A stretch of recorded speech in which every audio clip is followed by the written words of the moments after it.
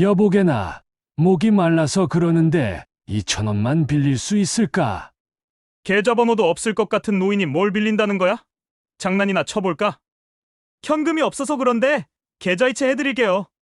새벽녘 한강 둔치에 산책을 하던 민주는 노숙자로 보이는 사람에게 장난을 치려다 놀라운 경험을 하게 되는데요.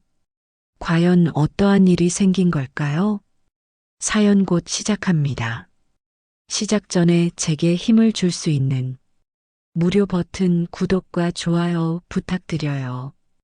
이 사연을 어느 지역에서 듣고 계신가요? 지역 이름이나 장소를 댓글로 남겨주시면 저 또한 즐거운 마음으로 인사드릴게요. 저는 김민준이라고 합니다. 32살 IT 스타트업에서 일하는 평범한 직장인이죠. 평범하다는 말이 무색하게도 요즘 제 삶은 평범과는 거리가 멀었습니다. 매일 밤 11시가 넘어서야 퇴근하고 집에 돌아오면 노트북을 다시 켜서 밀린 업무를 처리했어요. 잠자리에 누워도 눈이 말똥말똥했습니다.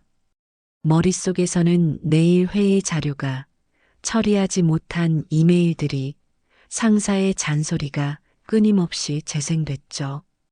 그날 밤도 마찬가지였습니다. 새벽 1시가 넘었는데도 잠이 오지 않았어요. 답답한 마음에 운동화를 신고 집을 나섰습니다. 한강변까지 걸어가면 조금은 나아질 거라고 생각했죠. 10분쯤 걸었을까요? 강바람이 얼굴을 스치자 조금씩 정신이 맑아지는 느낌이었습니다. 인적이 드문 산책로를 천천히 걷다가 공원 벤치에 누군가 앉아 있는 걸 발견했어요. 처음엔 그냥 지나칠 생각이었습니다. 하지만 그분이 제게 말을 거셨죠. 물 한 병 사 먹을 돈 2,000원만 도와달라고요.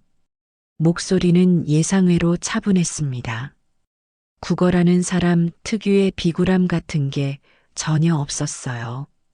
오히려 정중하다는 느낌마저 들었습니다. 가까이 다가가 보니 60대쯤 되어 보이는 남성이었어요. 낡은 코트를 입고 있었지만 얼굴은 깨끗하게 면도되어 있었습니다. 손톱도 깔끔했죠. 뭔가 이상했어요. 평범한 노숙자와는 달라 보였습니다. 저는 지갑을 꺼내려다가 문득 장난기가 발동했습니다. 요즘 누가 현금을 들고 다니나요? 제 지갑에도 1,000원짜리 한 장밖에 없었거든요. 그래서 웃으며 말했죠. 계좌이체 해드릴까요? 농담이었습니다. 노숙하는 분이 계좌가 있을 리 없다고 생각했으니까요. 그분도 난처한 표정을 지으시겠거니 생각하며 1,000원이라도 드리려던 참이었어요. 그런데 그분이 대답하셨습니다. 그러시겠다면 감사하죠. 그러더니 계좌번호를 줄줄 외우기 시작하는 겁니다. 국민은행 0070-02-789001 정확하고 또렷한 발음이었어요. 저는 당황했습니다. 정말 계좌가 있다니. 스마트폰을 꺼내 은행 앱을 실행했어요. 떨리는 손으로 계좌번호를 입력했습니다. 2,000원이라는 금액을 적고 이체 확인 버튼을 눌렀죠. 그때 화면에 뜬 수취인 성명을 보고 저는 멈칫했습니다. 박상우. 한자로는 어디서 많이 본 이름 같았어요. 뭔가 익숙한 느낌이었습니다. 하지만 명확하게 기억이 나지 않았죠. 이체를 완료하고 그분을 다시 바라봤습니다. 그분은 고맙다는 인사를 하셨어요. 목례까지 하시더군요. 그 정중한 태도가 또 한 번 저를 놀라게 했습니다. 물어보고 싶었어요. 도대체 어떻게 이런 상황까지 오게 되셨는지, 왜 거리에서 주무시는지. 하지만 차마 입이 떨어지지 않았습니다. 저는 그냥 가볍게 웃으며 말했어요. 따뜻한 것 드세요. 그분은 다시 한번 고개를 숙이셨습니다. 그리고 한마디 덧붙이셨죠. 젊은 분, 밤이 깊었는데 산책이십니까? 잠이 안 오시나 봅니다. 맞습니다. 요즘 잠을 잘 못 자서요. 제가 대답하자 그분이 씁쓸하게 웃으셨어요. 저도 한때는 그랬습니다. 일 때문에 잠을 못 잤죠. 지금은 너무 잘 자지만요. 그 말에 묘한 여운이 느껴졌습니다. 한때는 그랬다. 일 때문에. 이분도 예전에는 바쁘게 일하던 사람이었다는 뜻일까요? 궁금증이 고개를 들었지만 더 이상 묻지 않았습니다. 집으로 돌아오는 길, 머릿속에서 그분의 얼굴이 지워지지 않았어요. 특히 그 이름, 박상우. 계속 맴돌았습니다. 분명히 어디서 들어본 이름인데 도무지 기억이 나지 않았죠. 침대에 누워서도 잠이 오지 않았습니다. 결국 스마트폰을 들고 검색창에 박상우라는 이름을 입력했어요. 동명이인이 수없이 많았습니다. 배우, 운동선수, 교수. 한참을 스크롤하다가 오래된 기사 하나를 발견했습니다. 2008년 기사였어요. 제목은 이랬습니다. 천재 펀드 매니저 박상우, 리먼 브라더스 사태로 몰락. 기사를 클릭하자 사진이 나왔습니다. 정장을 입고 당당하게 서 있는 50대 초반의 남성. 저는 숨이 멎는 줄 알았어요. 그 사진 속 인물이 방금 전 제가 만난 그 노숙자와 닮았습니다. 아니, 닮은 정도가 아니었어요. 15년이라는 시간이 더해진 것을 감안하면 같은 사람이었습니다. 기사를 읽어 내려갔습니다. 박상우는 2000년대 초반 금융계의 전설이었다고 했어요. 수백억 원대 자산을 굴리며 연평균 30% 이상의 수익률을 기록했다고 했습니다. 그를 따르는 제자들도 많았고 업계에서는 신처럼 떠받들어졌다고 하더군요. 하지만 2008년 금융위기가 모든 걸 바꿔놓았습니다. 잘못된 투자 판단으로 단 한 달 만에 1,000억 원이 넘는 손실을 냈고 고객들의 원금까지 날렸다고 했어요. 소송이 이어졌고 그는 파산했습니다. 이후 그의 행방은 묘연했다고 기사는 끝을 맺고 있었죠. 저는 스마트폰을 내려놓고 천장을 바라봤습니다. 한때 수백억을 굴리던 사람이 2,000원을 구걸하는 처지가 되다니 믿기지 않았어요. 동시에 묘한 감정이 밀려왔습니다. 연민일까요? 호기심일까요? 정확히 뭐라고 표현할 수 없었습니다. 다음 날도 일은 지옥 같았습니다. 상사의 질책이 이어졌고 회의는 끝날 줄 몰랐어요. 하지만 제 머릿속은 온통 박상우 씨 생각뿐이었습니다. 그분은 지금 어디서 무엇을 하고 계실까? 정말 그 전설적인 펀드 매니저가 맞는 걸까? 퇴근 후 저는 다시 한강변으로 향했습니다.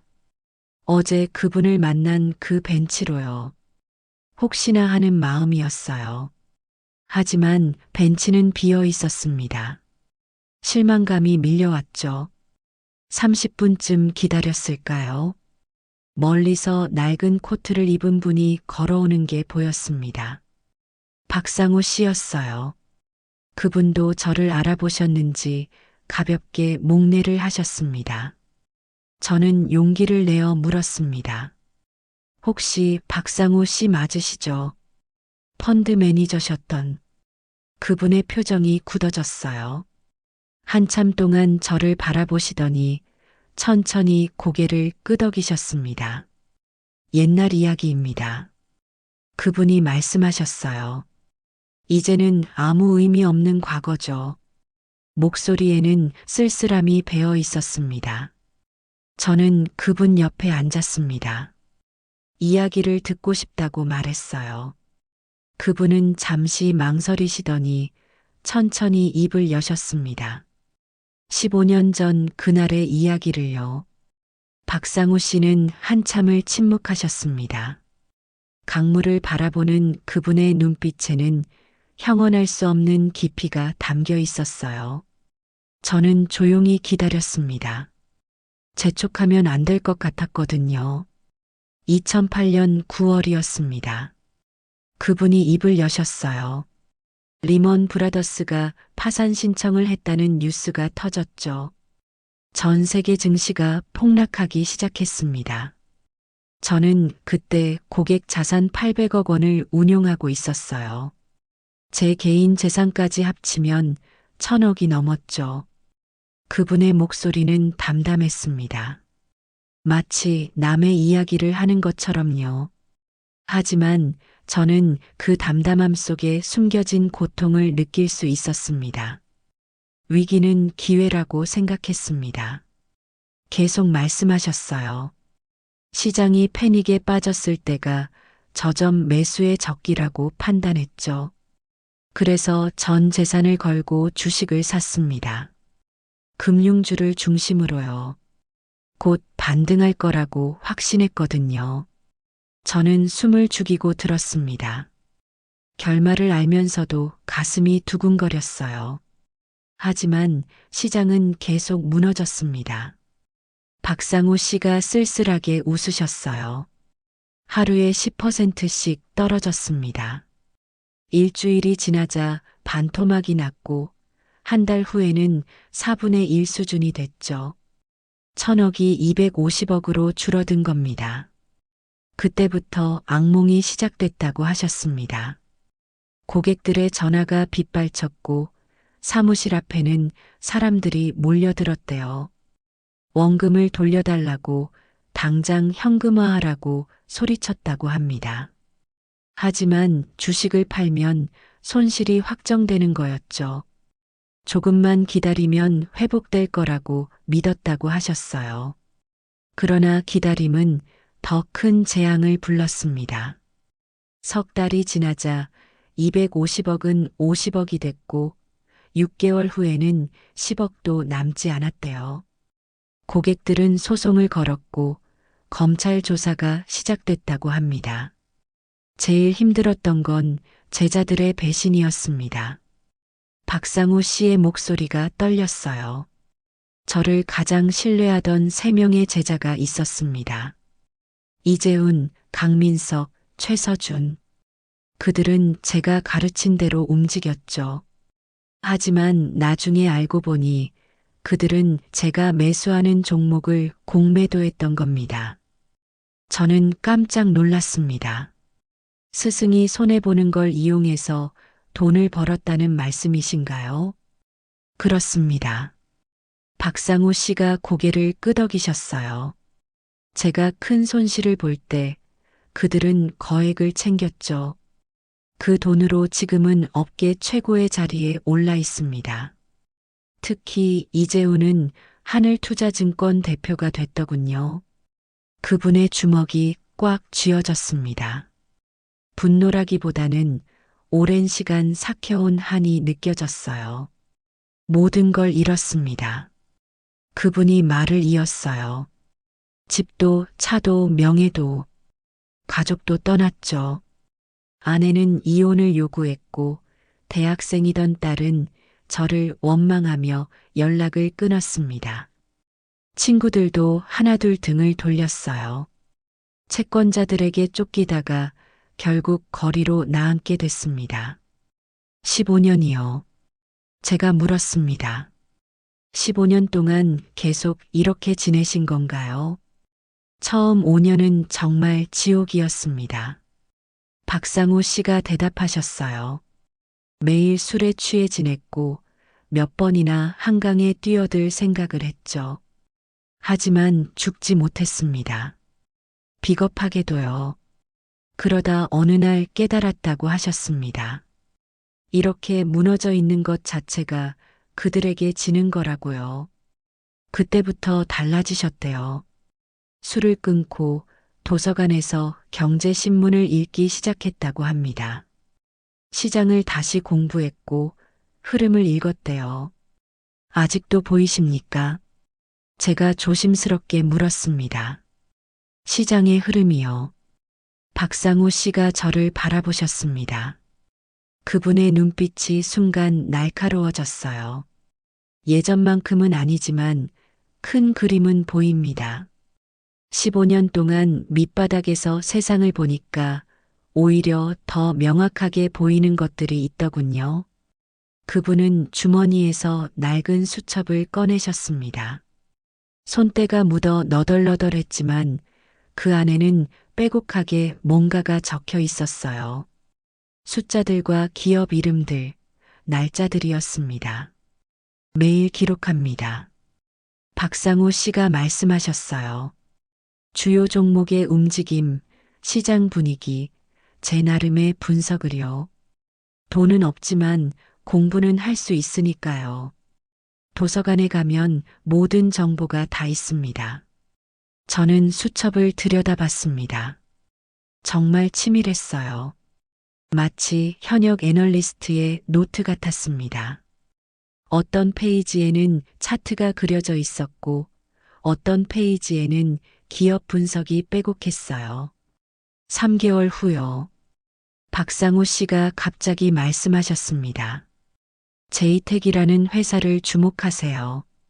지금은 주가가 3,000원대지만 3개월 후면 3만 원은 갈 겁니다. 저는 놀라서 그분을 쳐다봤습니다. 왜 그렇게 생각하세요? 반도체 장비 업체입니다. 그분이 설명하기 시작하셨어요. 지금은 주목받지 못하지만 곧 대형 수주 소식이 터질 겁니다.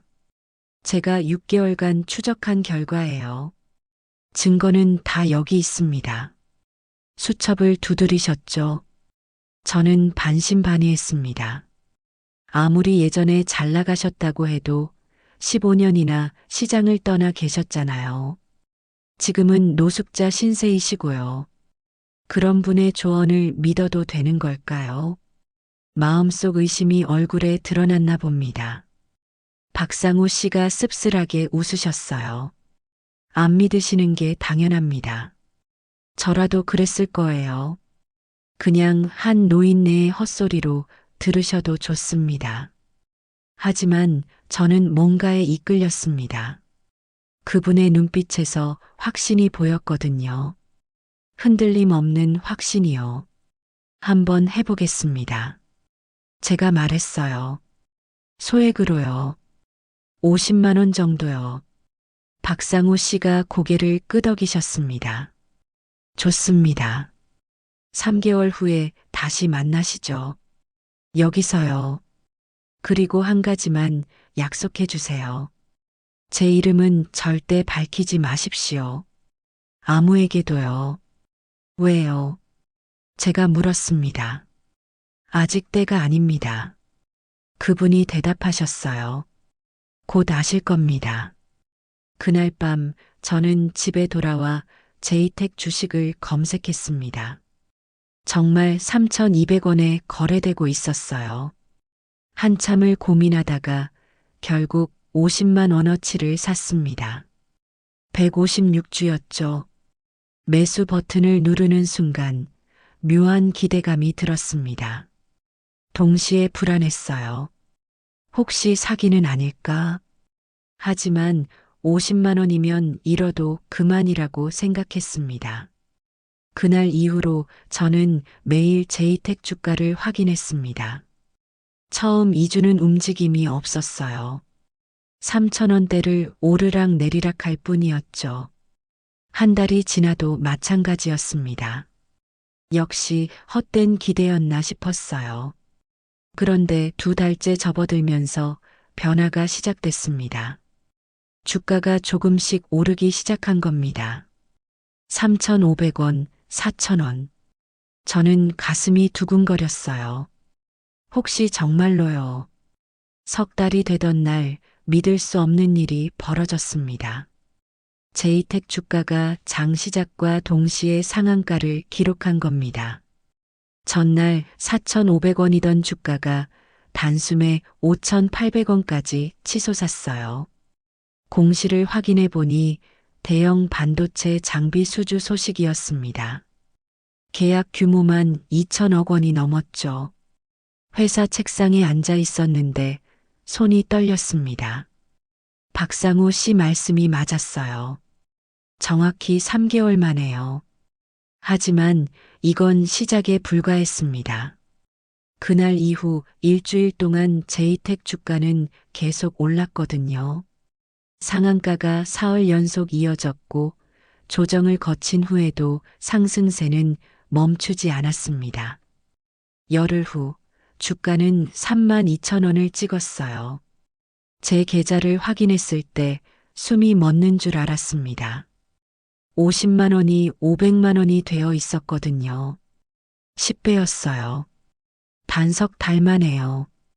그날 저녁 저는 다시 한강변으로 달려갔습니다. 박상우 씨는 여전히 그 벤치에 앉아 계셨어요. 제가 다가가자 조용히 미소 지으셨습니다. 됐나 보군요. 그분이 먼저 말씀하셨죠. 어떻게 하셨습니까? 저는 흥분을 감추지 못하고 물었습니다. 정확히 맞추시다니요. 오래 보면 보입니다. 박상우 씨가 답하셨어요. 기업의 움직임, 수주 패턴, 시장의 흐름이요. 제이텍은 6개월 전부터 설비 투자를 늘렸고 엔지니어 채용 공고도 대폭 증가했습니다. 대형 수주를 준비하고 있다는 신호였죠. 저는 그분 옆에 앉았습니다. 감사합니다. 정말 감사합니다. 진심으로 말했어요. 축하는 아직 이릅니다. 그분이 말씀하셨어요. 이건 작은 시작일 뿐입니다. 진짜 기회는 따로 있어요. 제 심장이 다시 뛰기 시작했습니다. 더 있다는 말씀인가요?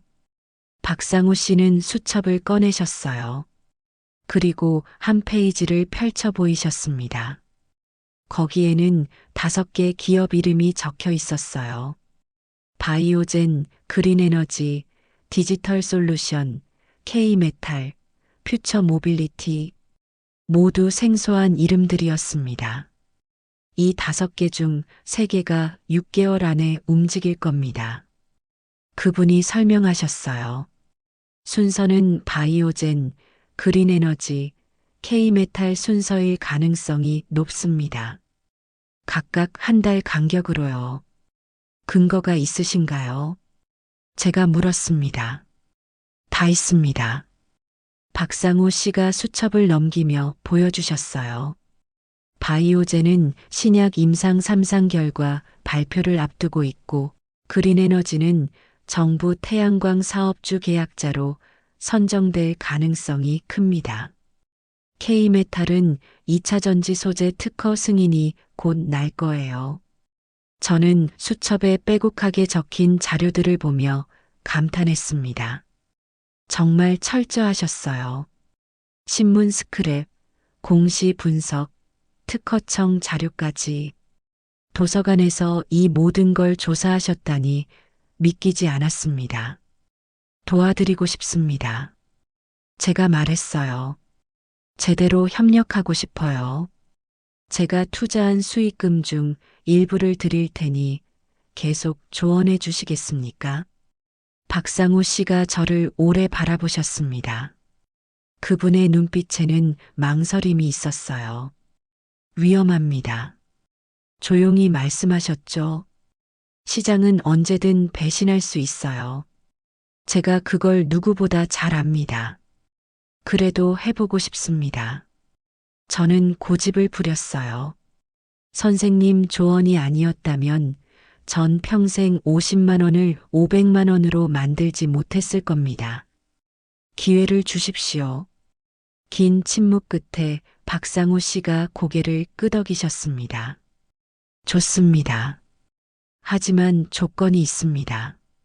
제 말대로만 하셔야 해요. 욕심내지 마시고 제가 팔라고 할 때 팔아야 합니다. 약속하시겠습니까? 약속하겠습니다. 저는 단호하게 대답했어요. 그날부터 우리의 협력이 시작됐습니다. 저는 2주일 후 박상우 씨 말씀대로 바이오젠 주식을 샀어요. 400만 원을 투자했습니다. 주가는 12,000원이었죠. 한 달이 지났습니다. 어느 날 아침 바이오젠이 임상 3상 성공 소식을 발표했어요. 주가는 이틀 연속 상한가를 기록했고 12,000원은 3만 원이 됐습니다. 400만 원이 1000만 원이 된 겁니다. 박상우 씨가 전화하셨어요. 도서관 공중전화로요. 팔 때입니다.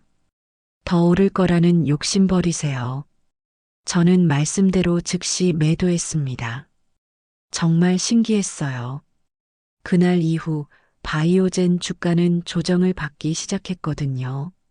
만약 욕심을 부렸다면 수익이 반토막 났을 겁니다. 다음은 그린에너지였습니다. 1000만 원을 전액 투자했어요. 한 달 반 후 정부 발표가 났고 주가는 5배가 됐습니다. 5천만 원이었죠. K메탈에는 4천만 원을 넣었습니다. 1000만 원은 비상금으로 남겨뒀어요. 2달 후 특허 승인 소식과 함께 주가가 8배 뛰었습니다. 4천만 원이 3억 2천만 원이 됐어요. 석 달 만의 일이었습니다. 50만 원으로 시작한 돈이 3억이 넘게 불어난 겁니다. 저는 꿈을 꾸는 것 같았어요. 출근할 때 지하철 대신 택시를 타기 시작했고 점심은 비싼 식당에서 먹었습니다. 회사 동료들이 물었어요. 민준아, 요즘 좋은 일 있니? 복권이라도 당첨됐어. 저는 애매하게 웃으며 넘겼습니다. 박상우 씨와의 약속 때문이었죠. 누구에게도 말하지 않기로요.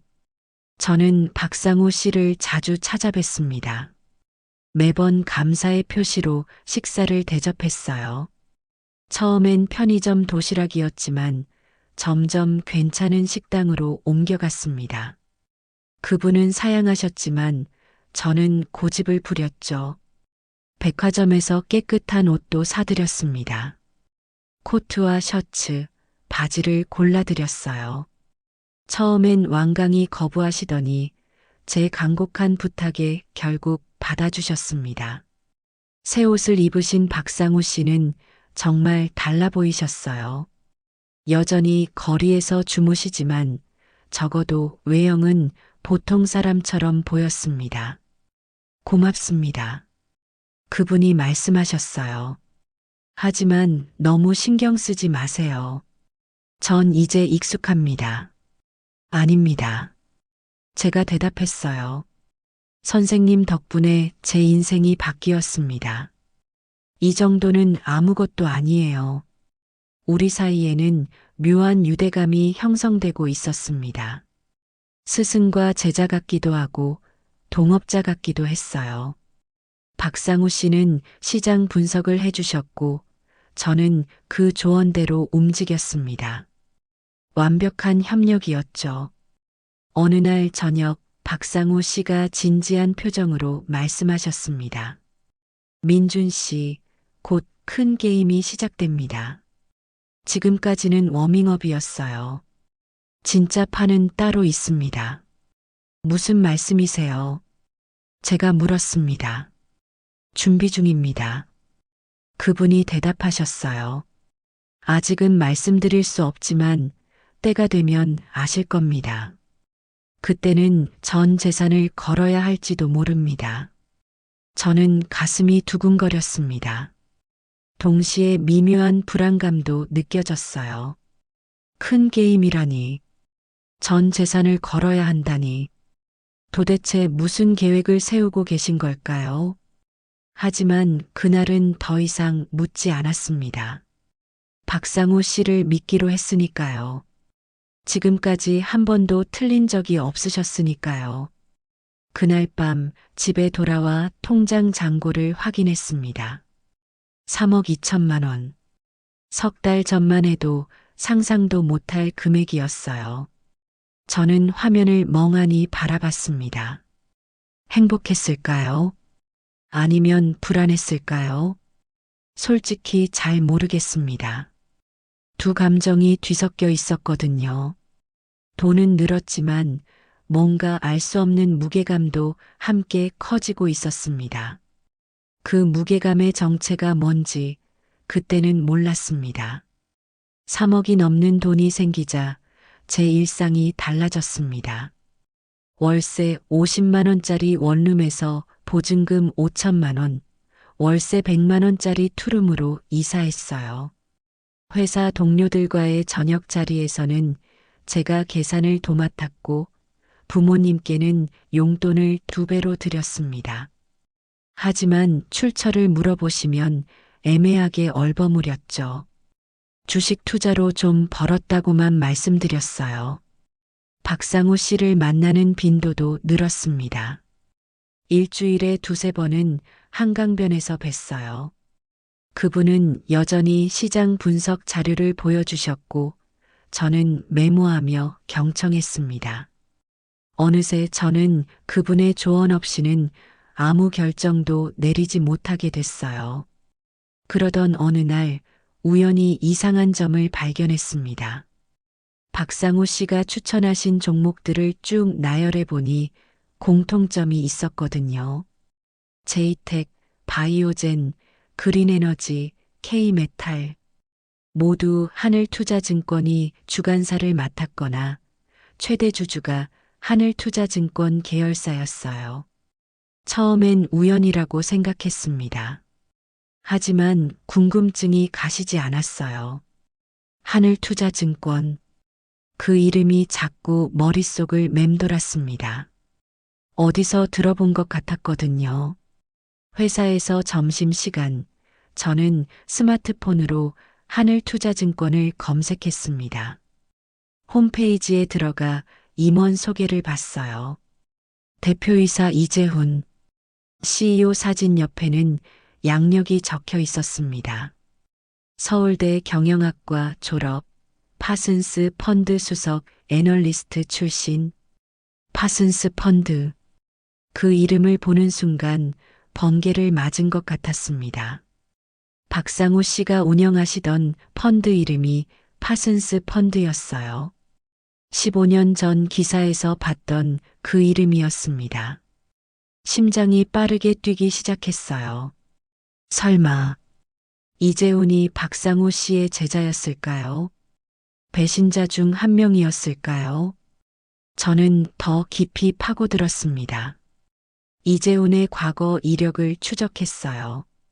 2005년부터 2008년까지 파슨스 펀드 근무. 정확히 맞아떨어졌습니다. 박상우 씨가 말씀하셨던 그 제자가 맞았어요. 다른 임원들도 확인했습니다. 부사장 강민석, 전무 최서준, 모두 파슨스 펀드 출신이었어요. 박상우 씨가 언급하셨던 바로 그 3명이었습니다. 손이 떨렸습니다. 우연이 아니었어요. 박상우 씨가 추천하신 모든 종목이 하늘투자증권과 연결돼 있었던 건 우연이 아니었습니다. 뭔가 계획이 있으셨던 거예요. 그날 저녁 저는 평소보다 일찍 한강변으로 갔습니다. 박상우 씨는 벤치에 앉아 신문을 읽고 계셨어요. 제가 다가가자 반갑게 맞아주셨습니다. 선생님, 저는 조심스럽게 입을 열었어요. 여쭤볼 게 있습니다. 말씀하세요. 그분이 신문을 접으며 대답하셨죠. 하늘투자증권 아시죠? 제가 물었습니다. 박상우 씨의 표정이 순간 굳어졌습니다. 미세한 변화였지만 저는 놓치지 않았어요. 압니다. 그분이 담담하게 대답하셨어요. 제 제자들이 운영하는 곳이죠. 추천하신 종목들이 모두 하늘투자증권과 연결돼 있더군요. 저는 계속 말했습니다. 우연인가요? 긴 침묵이 흘렀습니다. 강물 소리만 들렸어요. 박상우 씨는 한참 동안 강을 바라보셨습니다. 우연은 아닙니다. 결국 그분이 입을 여셨어요. 제가 그들의 움직임을 오래 추적했습니다. 어떤 종목에 관심 있는지, 언제 움직이는지 15년 동안 지켜봤어요. 왜요? 제가 물었습니다. 왜 하필 그들과 연결된 종목만 추천하신 겁니까? 박상우 씨가 저를 똑바로 바라보셨습니다. 그분의 눈빛이 차가웠어요. 복수입니다. 조용히 말씀하셨죠. 그들이 저에게 한 짓을 갚아줄 겁니다. 저는 숨이 막혔습니다. 복수? 그 단어가 무겁게 가슴을 짓눌렀어요. 어떻게요? 제가 다시 물었습니다. 곧 알게 될 겁니다. 박상우 씨가 대답하셨어요. 지금까지는 준비 단계였습니다. 자금을 모으고 타이밍을 재는 거였죠. 이제 본격적으로 시작할 때입니다. 저를 이용하신 건가요? 제 목소리가 떨렸습니다. 처음부터 계획이셨던 거죠. 이용이라고 하면 섭섭합니다. 그분이 말씀하셨어요. 민준 씨는 돈을 벌었잖습니까? 손해본 게 없어요. 앞으로도 계속 벌게 해드릴 겁니다. 하지만 저는 말을 이었어요. 만약 불법이라면 어떡합니까? 제가 공범이 되는 거 아닙니까? 불법이 아닙니다. 박상우 씨가 단호하게 말씀하셨어요. 시장의 흐름을 읽고 투자하는 건 합법입니다. 다만 목적이 복수라는 것뿐이에요. 저는 혼란스러웠습니다. 지금까지 번 돈이 복수의 도구였다니. 박상우 씨를 신뢰했는데 그분에게는 다른 목적이 있었던 거예요. 이번 판은 큽니다. 박상우 씨가 계속 말씀하셨어요. 전 재산을 걸어야 합니다. 3억을 모두요. 그러면 10배는 만들어 드릴 수 있어요. 30억입니다. 30억이라는 숫자에 제 머리가 어지러웠습니다. 동시에 두려움도 밀려왔어요. 만약 실패하면요. 만약 불법이라면요. 민준 씨, 박상우 씨가 제 손을 잡으셨어요. 저를 믿으세요. 지금까지 한 번이라도 틀렸습니까? 이번에도 성공할 겁니다. 제가 15년 동안 준비한 겁니다. 하지만 저는 대답할 수 없었습니다. 마음 한편에서는 30억이라는 유혹이 속삭였고 다른 한편에서는 불안이 경고했어요. 며칠 시간을 주세요. 제가 말했습니다. 생각 좀 해보겠습니다. 박상우 씨는 고개를 끄덕이셨어요. 좋습니다. 하지만 너무 오래 걸리면 기회를 놓칠 수 있습니다. 일주일 안에 결정해 주세요. 집으로 돌아오는 길, 제 머릿속은 복잡했습니다. 신뢰와 의심, 욕심과 두려움이 뒤섞여 있었어요. 박상우 씨는 정말 저를 위하는 걸까요? 아니면 자신의 복수를 위해 저를 이용하는 걸까요? 그날 밤 저는 박상우 씨를 미행하기로 결심했습니다. 진실을 알고 싶었어요. 다음 날 저녁 회사를 일찍 나와 한강변에서 멀리 떨어진 곳에 숨었습니다. 박상우 씨가 벤치에서 일어나는 걸 지켜봤어요. 그분은 천천히 걸어갔습니다. 20분쯤 걸었을까요? 낡은 건물 앞에서 멈춰 섰어요. 2층짜리 다세대 주택이었습니다. 그분이 건물 안으로 들어가셨어요. 저는 조심스럽게 뒤따라갔습니다. 1층 복도에서 박상우 씨가 한 집 문을 여는 게 보였어요. 103호였습니다. 문이 닫히고 불빛이 들어왔습니다. 거리에서 주무신다고 하셨는데 저는 당황했어요. 집이 있으신 거였나요? 다음 날 저는 다시 그 건물을 찾아갔습니다. 관리실 아저씨에게 물었어요. 103호에 누가 사는지요? 박상우 씨라고 혼자 사는 할아버지예요. 관리비도 꼬박꼬박 내시고요. 관리실 아저씨가 대답했습니다. 저는 충격을 받았습니다. 노숙자가 아니었어요. 집이 있으셨던 겁니다. 왜 거짓말을 하신 걸까요? 집에 돌아온 저는 밤새 잠을 이루지 못했습니다. 박상우 씨가 집이 있다는 사실이 머릿속을 떠나지 않았어요. 왜 노숙자인 척 하신 걸까요? 처음 만났을 때 2,000원을 구걸하시던 모습은 뭐였을까요? 모든 게 연극이었던 건가요?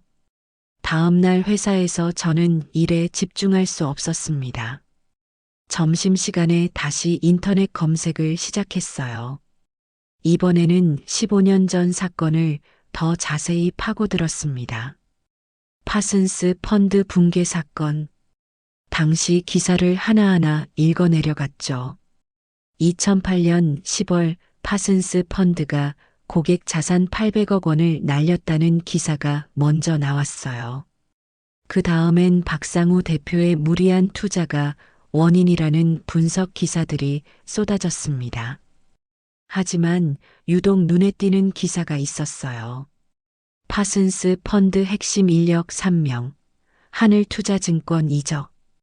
2008년 11월 기사였습니다. 내용을 읽어보니 등골이 오싹했어요. 이재훈, 강민석, 최서준이 파슨스 펀드 붕괴 직전에 대량의 주식을 공매도했다는 정황이 포착됐다고 했습니다. 하지만 증거 불충분으로 조사가 중단됐다고 나와 있었죠. 박상우 씨 말씀이 맞았어요. 제자들이 정말로 스승을 배신했던 겁니다.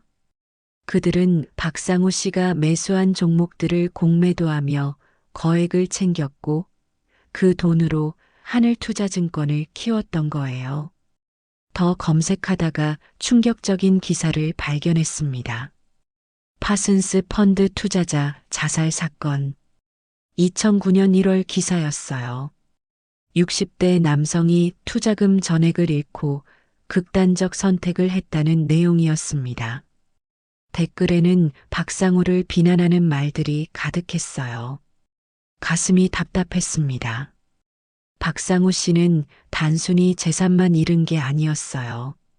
사람의 목숨까지 잃게 만든 죄책감을 안고 살아오신 거였죠. 그날 저녁 저는 박상우 씨를 만나러 갔습니다. 벤치에 앉아 계신 그분께 다가가 조심스럽게 말했어요. 선생님, 솔직하게 말씀해 주세요. 정말로 노숙자이십니까? 박상우 씨의 얼굴이 굳었습니다. 한참 동안 침묵하시더니 깊은 한숨을 내쉬셨어요. 들키셨군요. 조용히 말씀하셨습니다. 왜 거짓말을 하신 겁니까? 제가 물었습니다. 동정심을 사기 위해서였습니다. 그분이 솔직하게 대답하셨어요. 처음 민준 씨를 봤을 때 이 사람이라면 제 계획에 도움이 될 거라고 생각했습니다.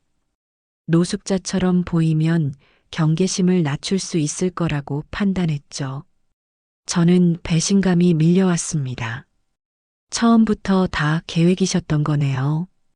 저를 이용하려고요. 그렇다고 할 수 있습니다. 박상우 씨가 고개를 끄덕이셨어요.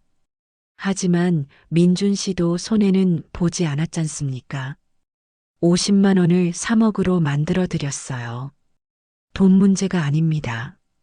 제 목소리가 높아졌어요. 신뢰의 문제입니다. 선생님을 믿었는데 저를 속이셨어요. 민준 씨, 박상우 씨가 진지한 표정으로 말씀하셨습니다. 제 목적을 알려드리겠습니다. 하늘투자증권을 무너뜨릴 겁니다.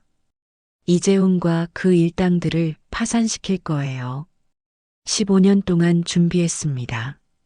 어떻게요? 제가 물었습니다. 주가 조작입니다. 그분이 설명하기 시작하셨어요. 하늘투자증권이 최대 주주로 있는 기업들의 주가를 인위적으로 끌어올릴 겁니다. 그들이 고점에서 욕심을 내도록 유도하는 거죠. 그리고 일제히 매도하면 주가는 폭락하고 그들은 막대한 손실을 입게 됩니다. 그건 불법 아닙니까? 저는 놀라서 물었어요. 회색지대입니다. 박상우 씨가 대답하셨어요. 여러 명의 개인 투자자들이 각자 판단해서 매수하고 매도하는 건 합법입니다. 다만 그게 조율된 것처럼 보일 수 있죠. 하지만 증명하기는 어렵습니다. 저는 어떻게 되는 겁니까? 제가 물었습니다. 저도 공범이 되는 거 아닙니까? 민준 씨는 제 지시대로만 움직이면 됩니다. 그분이 말씀하셨어요. 저는 다른 사람들도 모았습니다. 모두 작은 금액으로 분산해서 투자할 겁니다.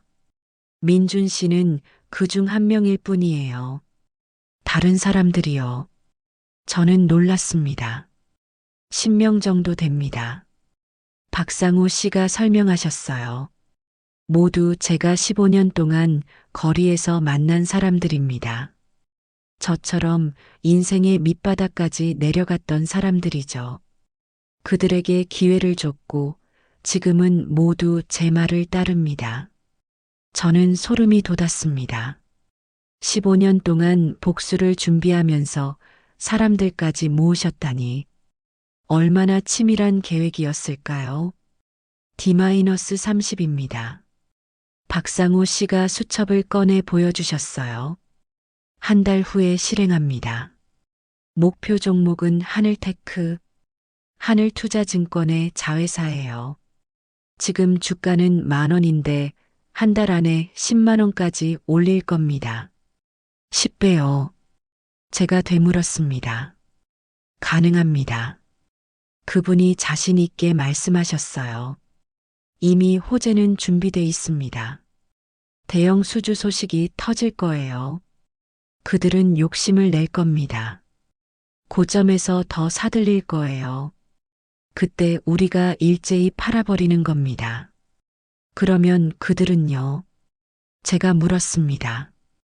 파산합니다. 박상우 씨가 차갑게 말씀하셨어요. 15년 전 제가 당한 것처럼요. 고객 자산까지 날리게 될 겁니다. 그게 제 복수예요. 저는 입이 떡 벌어졌습니다. 그 순간 알았어요. 박상우 씨는 단순히 돈을 벌려는 게 아니었습니다. 제자들의 인생을 파괴하려는 거였어요. 자신이 당한 고통을 그대로 돌려주려는 거였죠. 그날 밤 저는 집에 돌아와서도 잠들 수 없었습니다. 침대에 누워 천장을 바라보며 계속 생각했어요. 박상우 씨의 복수에 동참해야 할까요? 아니면 여기서 손을 떼야 할까요? 3억이라는 돈도 돈이지만 더 큰 문제는 제 양심이었습니다. 다음 날 출근해서도 일이 손에 잡히지 않았어요. 회의 시간에도 멍하니 있다가 상사에게 지적을 받았습니다. 민준아, 요즘 무슨 일 있니? 집중 좀 해. 죄송합니다. 저는 고개를 숙였죠. 점심시간, 저는 회사 옥상으로 올라갔습니다. 담배를 피우지도 않지만 혼자 생각할 공간이 필요했어요. 바람을 맞으며 박상우 씨가 하신 말씀들을 떠올렸습니다. 15년 동안 준비했다는 말씀, 거리에서 사람들을 모았다는 말씀, 그리고 D-30이라는 표시. 모든 게 계획된 복수극이었던 거예요. 저는 그 복수극의 한 배우였고요. 하지만 한편으로는 이해가 됐습니다. 신뢰하던 제자들에게 배신당하고 모든 것을 잃고 15년을 밑바닥에서 살아온 사람. 그분의 분노와 한이 얼마나 깊을까요? 복수하고 싶은 마음이 당연하지 않을까요? 그날 저녁 저는 결정을 내리지 못한 채 다시 한강변으로 갔습니다. 박상우 씨는 평소처럼 벤치에 앉아 계셨어요. 제가 다가가자 조용히 미소 지으셨습니다. 결정하셨습니까? 그분이 물으셨어요. 아직입니다. 저는 솔직하게 대답했어요. 고민이 많습니다. 이해합니다. 박상우 씨가 고개를 끄덕이셨어요. 쉬운 결정이 아니죠. 하지만 민준 씨, 한 가지만 생각해 보세요. 그들이 저지른 죄를 아십니까? 제가 조사해 봤습니다. 제가 말했어요. 스승님을 배신하고 공매도로 돈을 벌었다는 거 알고 있어요. 그뿐이 아닙니다. 박상우 씨의 목소리가 떨렸어요. 그들 때문에 사람이 죽었습니다. 제 펀드에 노후 자금을 맡긴 60대 분이 자살하셨어요. 전 재산을 잃고 절망했던 겁니다. 저는 그 기사를 떠올렸습니다. 가슴이 먹먹해졌어요. 그분의 유족이 저를 찾아왔습니다. 박상우 씨가 계속 말씀하셨어요. 딸이었어요. 30살쯤 됐을까요?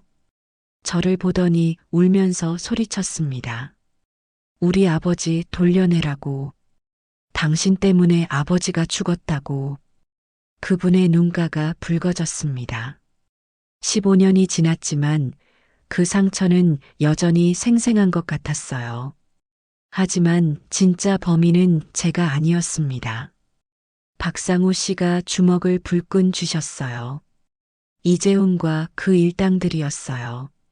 그들이 내부 정보를 빼돌리고 공매도를 하지 않았다면 제 펀드는 회복할 수 있었습니다. 손실을 최소화할 수 있었어요. 증거는 있으십니까? 제가 물었습니다. 당시에는 없었습니다. 그분이 대답하셨어요. 하지만 15년 동안 추적했습니다. 그들의 거래 내역, 통화 기록, 만난 사람들, 모든 걸 조사했어요. 이제는 증거가 있습니다. 박상우 씨는 가방에서 두툼한 파일을 꺼내셨어요. 저에게 건네주셨습니다. 보세요. 그들이 어떤 짓을 했는지요. 저는 파일을 펼쳤습니다. 거래 내역서, 통화 녹음 파일 목록, 이메일 출력물들이 정리돼 있었어요. 정말 치밀했습니다. 15년 동안 이 모든 걸 모으셨다니. 2008년 9월 15일 한 이메일이 눈에 띄었습니다. 이재훈이 강민석에게 보낸 메일이었어요. 박 대표가 금융주 대량 매수할 예정. 우리는 반대로 가자. 짧은 문장이었지만 명확한 배신의 증거였습니다. 이걸로 고발하시면 되는 거 아닙니까? 제가 물었어요. 왜 직접 복수를 하시려는 겁니까? 공소시효가 지났습니다. 박상우 씨가 쓴웃음을 지으셨어요. 15년이 넘었으니까요. 법은 저를 보호해주지 않습니다. 그래서 제가 직접 해야 하는 겁니다.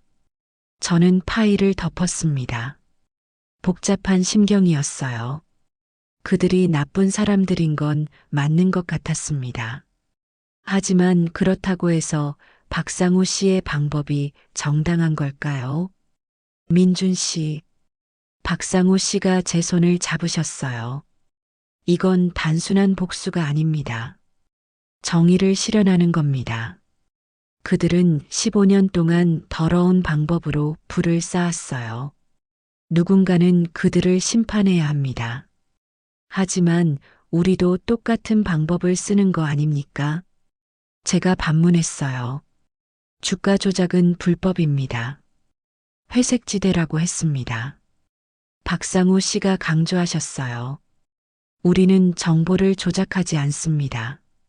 거짓 공시를 내지도 않아요. 단지 시장의 흐름을 읽고 여러 사람이 동시에 매수하고 매도하는 것 뿐입니다. 저는 고개를 저었습니다. 말장난처럼 들렸어요. 의도가 있다면 그건 조작이 맞는 거 아닐까요? 3일만 시간을 주세요. 제가 말했습니다. 정말 진지하게 고민해 보겠습니다. 박상우 씨는 아쉬운 표정을 지으셨지만 고개를 끄덕이셨어요. 알겠습니다. 하지만 3일 후면 실행 27일 전입니다. 그때까지 결정하지 않으면 민준 씨 없이 진행하겠습니다. 다음 날 저는 하늘투자증권을 직접 찾아가기로 했습니다. 그들을 눈으로 확인하고 싶었어요. 과연 박상우 씨 말씀처럼 나쁜 사람들인지 직접 보고 싶었습니다. 강남에 있는 하늘투자증권 본사는 화려했습니다. 20층짜리 건물 전체를 쓰고 있었어요. 로비에는 비싼 대리석이 깔려 있었고 직원들은 모두 말끔한 정장을 입고 있었습니다. 투자 상담을 받으러 왔다고 하니 안내 직원이 친절하게 상담실로 안내했어요. 잠시 기다리는 동안 복도를 지나가는 임원으로 보이는 사람을 봤습니다. 50대 중반쯤 돼 보이는 남성이었어요. 비서가 옆에서 뭔가 보고하고 있었습니다. 그게 이재훈 대표님이세요. 제가 안내 직원에게 물었습니다. 네, 맞습니다. 직원이 대답했어요. 저희 대표님이세요. 저는 이재훈을 지켜봤습니다. 그는 자신감 넘치는 걸음걸이로 걸어가고 있었어요. 얼굴에는 오만함이 묻어났습니다. 비서에게 뭐라고 지시하는 목소리가 들렸는데 퉁명스럽고 차가웠어요. 상담 직원이 들어왔고 저는 적당히 질문을 몇 개 던진 후 나왔습니다. 사실 상담이 목적이 아니었으니까요. 그들의 분위기를 느끼고 싶었던 거였죠. 건물을 나오며 저는 생각했습니다. 그들은 성공했어요. 화려한 빌딩, 높은 지위, 아마 엄청난 재산도 있겠죠. 하지만 그 성공의 밑바닥에는 스승에 대한 배신과 누군가의 죽음이 깔려 있었습니다. 그날 밤 저는 결정을 내렸습니다. 사흘째 되는 날 저녁 저는 한강변으로 향했습니다. 결심을 굳혔어요. 박상우 씨는 평소처럼 벤치에 앉아 계셨습니다. 제가 다가가자 긴장한 표정으로 저를 바라보셨어요. 결정하셨습니까? 그분이 물으셨습니다. 네. 저는 고개를 끄덕였어요. 하지만 제 방식대로 하겠습니다. 무슨 말씀이십니까? 박상우 씨가 미간을 찌푸리셨어요. 저는 선생님 계획에 참여하지 않겠습니다. 제가 분명하게 말했어요. 대신 이 증거들을 금융감독원에 제보하겠습니다. 법적으로 해결하는 게 맞다고 생각해요. 공소시효가 지났다고 했습니다. 박상우 씨의 목소리가 높아졌어요. 15년 전 일은 그렇겠죠. 저는 차분하게 대답했습니다. 하지만 그들이 지금도 불법을 저지르고 있다면 어떻습니까? 선생님이 15년 동안 모으신 자료에는 최근 거래 내역도 있잖아요. 박상우 씨는 할 말을 잃으신 것 같았어요. 저는 계속 말했습니다. 어제 그들을 직접 봤습니다. 오만하고 부패한 사람들이더군요. 벌을 받아야 하는 게 맞아요. 하지만 우리까지 그들과 똑같은 방법을 쓸 필요는 없습니다. 민준 씨는 모릅니다. 박상우 씨가 말씀하셨어요. 법이 얼마나 무력한지를. 돈 있고 권력 있는 사람들은 법망을 빠져나갑니다. 시도는 해봐야죠. 제가 대답했어요. 그래도 안 되면 그때 가서 다시 생각하면 됩니다. 긴 침묵이 흘렀습니다. 강물 소리만 들렸어요. 박상우 씨는 고개를 떨구고 계셨습니다. 알겠습니다. 결국 그분이 입을 여셨어요. 민준 씨 뜻대로 하십시오. 저는 제 방식대로 하겠습니다. 선생님, 제가 말했어요. 같이 하시죠. 정식으로 고발하는 게 나아요. 15년을 기다렸습니다. 박상우 씨가 저를 똑바로 쳐다보셨어요. 더는 기다릴 수 없어요. 25일 후에 실행합니다. 저는 더 이상 설득할 수 없다는 걸 알았습니다. 그분의 눈빛에는 확고한 결의가 담겨 있었거든요. 그렇다면 저는 제 길을 가겠습니다. 제가 말했어요. 3억은 그냥 두겠습니다. 투자하지 않을게요. 아쉽습니다. 박상우 씨가 말씀하셨어요. 민준 씨와 함께 했으면 좋았을 텐데요. 저는 고개를 숙여 인사했습니다. 그동안 감사했습니다. 선생님 덕분에 많이 배웠어요. 그리고 돌아섰습니다. 집에 돌아온 저는 금융감독원 신고센터 홈페이지에 접속했어요. 하지만 신고 버튼을 누르기 전에 멈칫했습니다. 정말 이게 맞는 걸까요? 박상우 씨를 배신하는 게 아닐까요? 고민 끝에 저는 일단 자료를 정리하기로 했습니다. 박상우 씨가 보여주신 파일들을 기억해서 비슷한 증거들을 인터넷으로 찾기 시작했어요. 하늘투자증권 임원들의 과거 거래 내역, 의심스러운 공시 타이밍들. 2주일이 지났습니다. 저는 나름대로 증거를 모았지만 박상우 씨만큼 체계적이지는 않았어요. 결정적인 증거가 부족했습니다. 그러던 어느 날 밤 제 휴대전화가 울렸습니다. 모르는 번호였어요. 받아보니 박상우 씨 목소리였습니다. 민준 씨, 저입니다. 목소리가 급했어요. 지금 만날 수 있겠습니까? 무슨 일이십니까? 제가 물었습니다. 중요한 일입니다. 지금 당장 나와 주십시오. 한강변 그 벤치에서요. 저는 서둘러 옷을 입고 밖으로 나갔습니다. 한강변에 도착하니 박상우 씨가 초조하게 서 계셨어요. 평소와 달리 안절부절 못하는 모습이었습니다. 무슨 일이세요? 제가 물었습니다. 들켰습니다. 박상우 씨가 말씀하셨어요. 하늘투자증권에서 눈치챘어요. 누군가 자신들을 조사하고 있다는 걸요. 어떻게 아십니까? 제가 놀라서 물었어요. 오늘 제가 모은 사람들 중 한 명에게 연락이 왔습니다. 그분이 설명하셨어요. 하늘투자증권에서 사람을 보내 경고했다고 합니다. 수상한 거래를 감시하고 있으니 조심하라고요. 그럼 계획이 틀어진 거 아닙니까? 제가 말했습니다. 그래서 앞당기려고 합니다. 박상우 씨가 대답하셨어요. 내일 당장 실행할 겁니다. 그들이 완전히 대비하기 전에요. 너무 급하신 거 아닙니까? 제가 걱정스럽게 말했어요. 다른 방법이 없습니다. 그분이 단호하게 말씀하셨어요. 민준 씨, 마지막으로 한 번만 더 말씀드립니다. 함께 하시겠습니까? 3억을 투자하시면 이틀 안에 30억을 만들어 드리겠습니다. 저는 고개를 저었습니다. 죄송하지만 못하겠습니다. 알겠습니다. 박상우 씨가 쓸쓸하게 웃으셨어요. 그럼 이제 작별인가 보군요.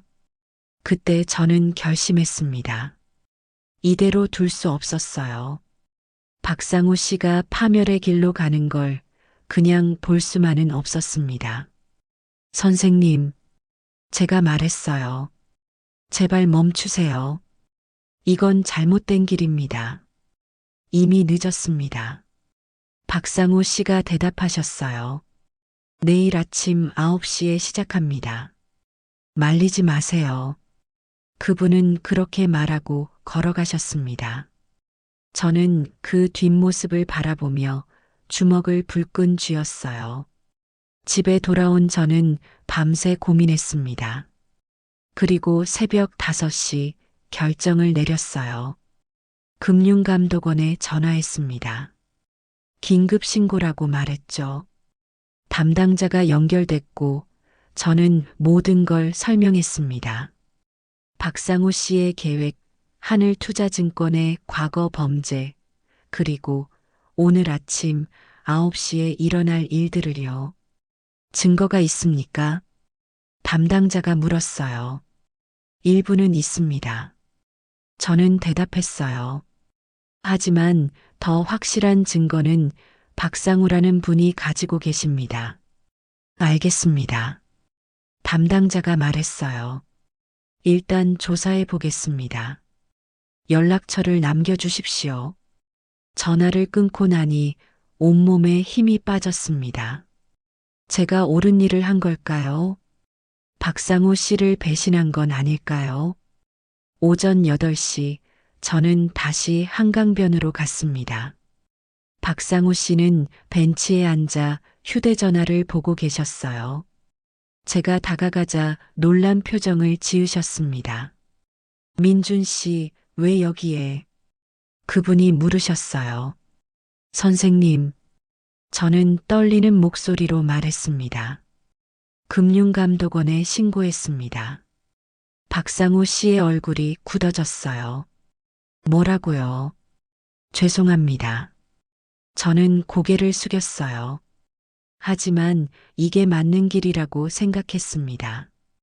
그분은 한참 동안 저를 바라보셨습니다. 분노할 줄 알았는데 의외로 조용히 웃으셨어요. 괜찮습니다. 박상우 씨가 말씀하셨어요. 사실 저도 각오하고 있었습니다.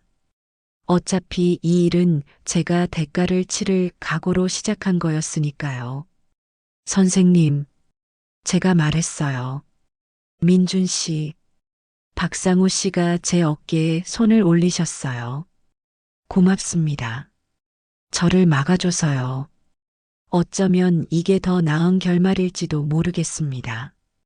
그날 오전 10시 금융감독원 조사관들이 하늘투자증권에 들이닥쳤습니다. 뉴스 속보로 띄워졌어요. 대형 증권사 불법 거래 의혹 긴급 조사 착수. 회사 책상에 앉아 뉴스를 보던 저는 가슴이 철렁 내려앉았습니다. 박상우 씨에게도 연락이 갔을 거예요. 금융감독원에서 참고인 조사를 요청했을 겁니다. 저는 점심시간에 한강변으로 달려갔어요. 하지만 벤치는 비어 있었습니다. 사흘 후 박상우 씨에게서 연락이 왔습니다. 만나자고 하시더군요. 저는 서둘러 한강변으로 갔어요. 그분은 평소보다 훨씬 밝은 표정이었습니다. 어떻게 되셨습니까? 제가 조심스럽게 물었습니다. 조사를 받았습니다. 박상우 씨가 대답하셨어요. 제가 가진 모든 자료를 제출했죠. 15년 동안 모은 증거들을요. 결과는요. 제가 다시 물었어요. 검찰이 움직이기 시작했습니다. 그분이 말씀하셨어요. 이재훈과 강민석, 최서준 모두 조사 대상이 됐어요. 15년 전 일은 공소시효가 지났지만 최근 5년간의 불법 거래는 처벌받게 될 겁니다. 저는 안도의 한숨을 쉬었습니다. 다행이었어요. 법의 심판을 받게 된 거니까요.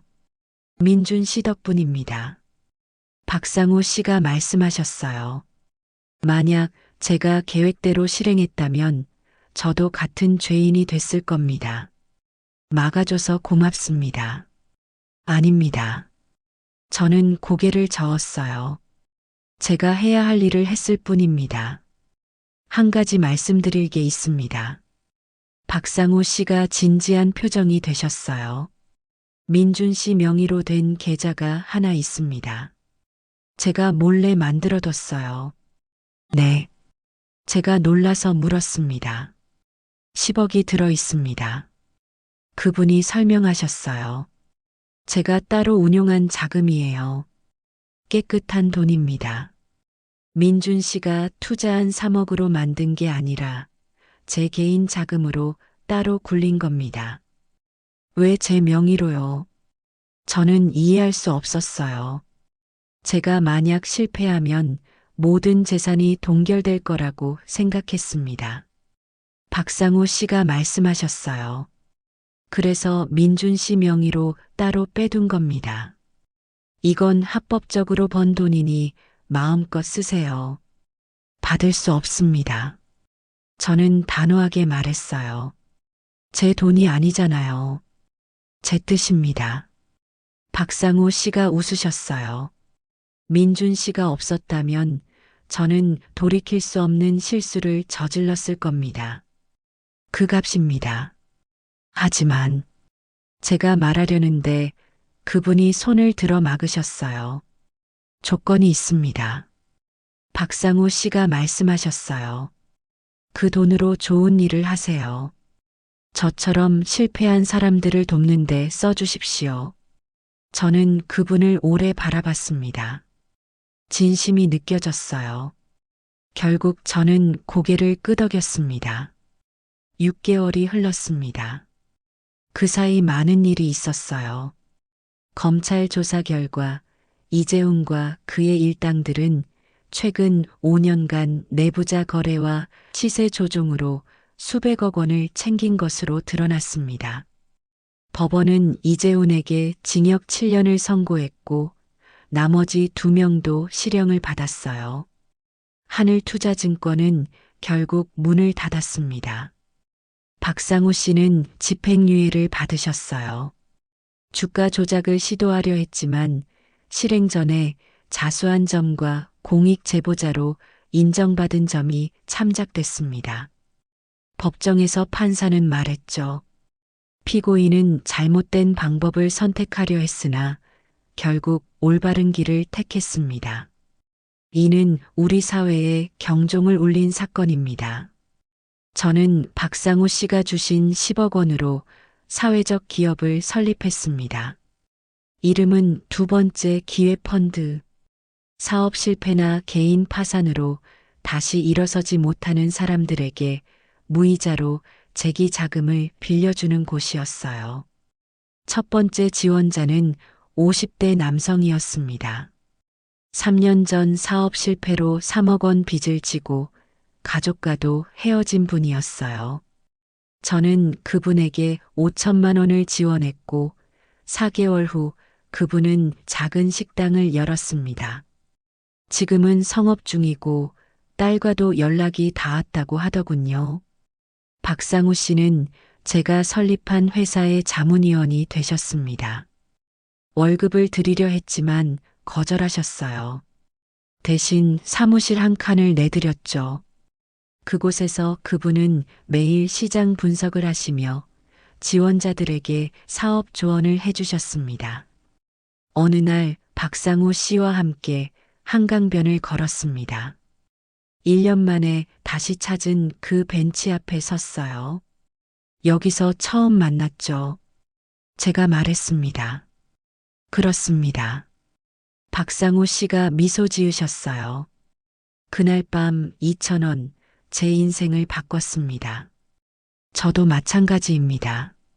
저는 솔직하게 말했어요. 선생님 덕분에 돈보다 중요한 걸 배웠습니다. 뭘 배우셨습니까? 그분이 물으셨어요. 진짜 부는 돈이 아니라 사람이라는 걸요. 저는 대답했습니다. 그리고 복수보다 용서가, 증오보다 신뢰가 더 강하다는 것도요. 박상우 씨는 아무 말씀 없이 고개를 끄덕이셨어요. 그분의 눈가가 촉촉해 보였습니다. 저 사실 고백할 게 있습니다. 그분이 조용히 말씀하셨어요. 민준 씨를 처음 봤을 때 정말로 이용하려고 했습니다. 복수의 도구로요. 압니다. 제가 대답했어요. 하지만 민준 씨가 저를 막아줬을 때 깨달았습니다. 박상우 씨가 계속 말씀하셨어요. 제가 원한 건 복수가 아니라 구원이었다는 걸요. 15년 동안 증오에 갇혀 살았는데 민준 씨가 그 감옥에서 꺼내줬습니다. 저희 딸을 만났습니다. 그분이 덧붙이셨어요. 15년 만에요. 제가 집행유예를 받았다는 기사를 보고 연락이 왔더군요. 처음엔 냉랭했지만 지금은 한 달에 한 번씩 만나고 있습니다. 정말 다행입니다. 저는 진심으로 기뻤어요. 손자도 봤습니다. 박상우 씨가 환하게 웃으셨어요. 7살인데 할아버지라고 부르더군요. 15년 동안 잃어버렸던 모든 것들이 하나씩 돌아오고 있습니다. 1년 후 두 번째 기회펀드는 30명을 지원했습니다. 그중 25명이 성공적으로 재기했어요.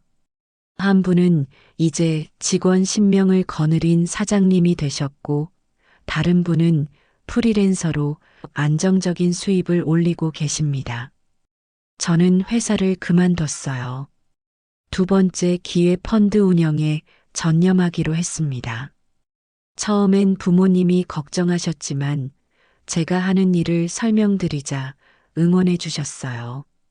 3억이었던 제 자산은 지금 2억 정도 남아 있습니다. 10억 중 8억은 펀드 운영에 썼거든요. 하지만 전혀 아깝지 않았어요. 그 돈으로 25명의 인생이 바뀌었으니까요. 어느 가을 저녁 박상우 씨와 사무실에서 차를 마시고 있었습니다. 창밖으로 석양이 보였어요. 민준 씨, 박상우 씨가 말씀하셨어요. 후회하지 않습니까? 30억을 벌 수 있었는데요. 아니요. 저는 웃으며 대답했습니다. 지금이 훨씬 행복합니다. 저도 마찬가지입니다. 그분이 말씀하셨어요. 복수에 성공했다면 순간의 쾌감은 있었겠죠. 하지만 그뿐이었을 겁니다. 지금처럼 평화롭지는 못했을 거예요. 우리는 조용히 차를 마셨습니다. 창밖으로 한강이 보였어요. 1년 전 그 밤 우연히 만났던 그 강가. 2,000원으로 시작된 인연이 이렇게 많은 걸 바꿔놓았습니다. 그날 밤 산책하길 잘했습니다. 제가 말했어요. 저도요. 박상우 씨가 대답하셨어요. 민준 씨를 만나서 정말 다행입니다. 우리는 웃었습니다.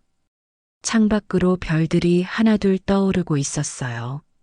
새로운 시작을 축복하는 것처럼요. 그렇게 우리의 이야기는 계속됩니다. 복수가 아닌 용서로, 증오가 아닌 신뢰로, 탐욕이 아닌 나눔으로, 한밤의 계좌이체로 시작된 인연은 결국 서로를 구원하는 기적이 됐습니다. 그리고 그 기적은 지금도 이어지고 있습니다.